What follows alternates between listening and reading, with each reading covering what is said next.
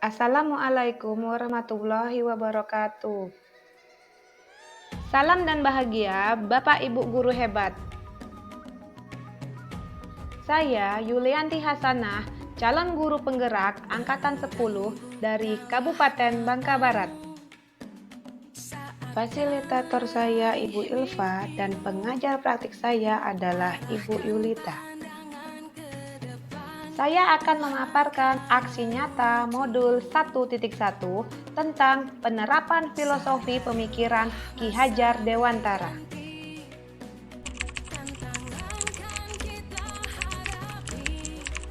Selama saya mengikuti pendidikan guru penggerak pada modul 1.1, saya merasa pembelajaran yang saya laksanakan sebelumnya berpusat pada guru.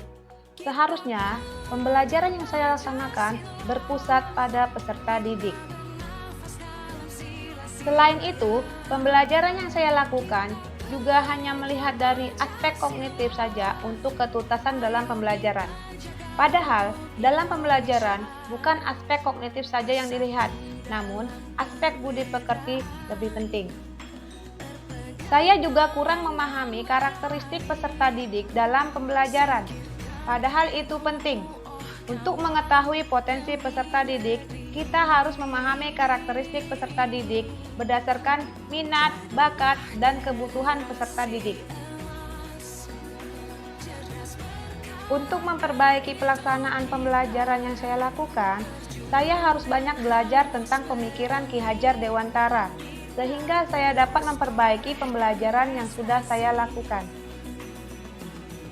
Dari filosofi Ki Hajar Dewantara, saya menyadari bahwa mendidik itu tidak hanya sekedar mentransfer ilmu, melainkan menuntun peserta didik untuk menumbuhkan kekuatan kodratnya.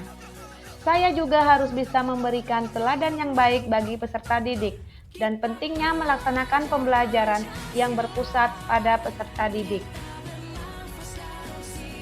Saya merasa tergerak untuk melakukan perbaikan dalam praktik pembelajaran di kelas. Selama melakukan perbaikan, saya merasa pembelajaran yang saya laksanakan menjadi lebih menyenangkan dan peserta didik lebih termotivasi untuk belajar.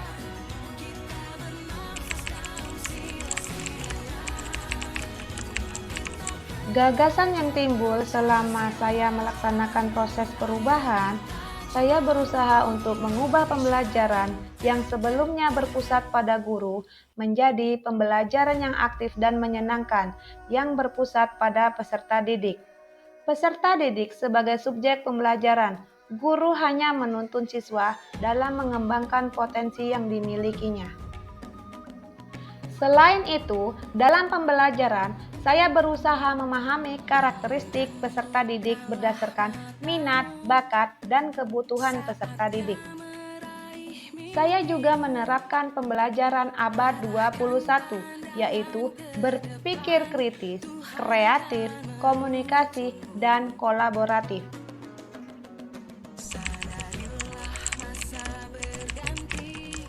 Ada beberapa tahapan dalam pelaksanaan aksi nyata saya dalam pembelajaran. Yang pertama yaitu perencanaan. Pada perencanaan, yang saya lakukan adalah berdiskusi dengan teman sejawat. Selain itu, saya membuat modul ajar. Tahapan yang kedua adalah penerapan.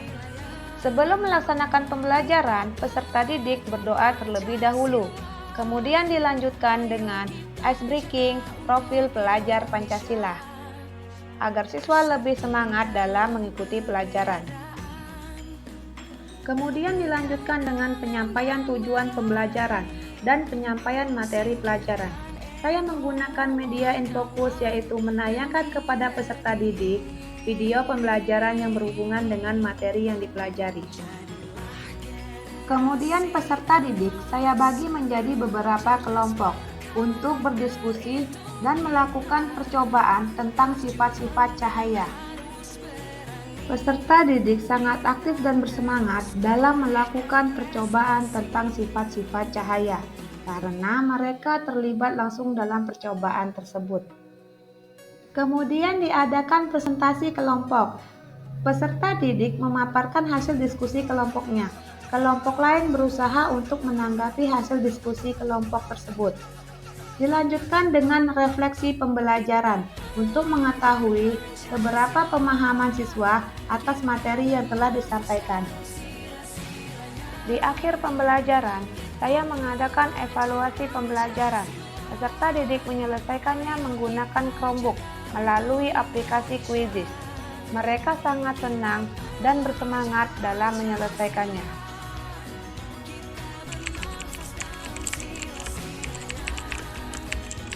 Ada beberapa tantangan yang saya hadapi dalam praktik pembelajaran. Yang pertama, masih ada sebagian peserta didik yang tidak bekerja sama dengan temannya saat diskusi kelompok berlangsung. Solusi yang saya berikan, memberikan bimbingan secara personal kepada peserta didik yang tidak mau bekerja sama dengan kelompok. Tantangan berikutnya yaitu, masih ada sebagian peserta didik yang malu dalam menyampaikan hasil kerja kelompoknya saat presentasi. Solusi yang saya berikan dengan melatih peserta didik untuk berani berbicara di depan, dengan sering melemparkan pertanyaan kepada peserta didik tersebut.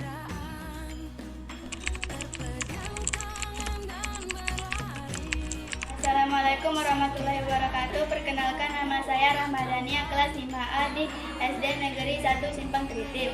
Hari ini kami belajar IPA dengan Ibu Yuli. Saya merasa senang sekali karena kami bisa berdiskusi dengan kelompok dalam melakukan percobaan tentang sifat-sifat cahaya. Kami juga mengerjakan soal melalui kuisis, game yang seru banget. Perkenalkan, nama saya Dewi Karim, kelas 5A di SD Negeri 1 Simpang Tritip. Saya senang sekali karena mengikuti pelajaran IPA hari ini dengan Bu Yuli.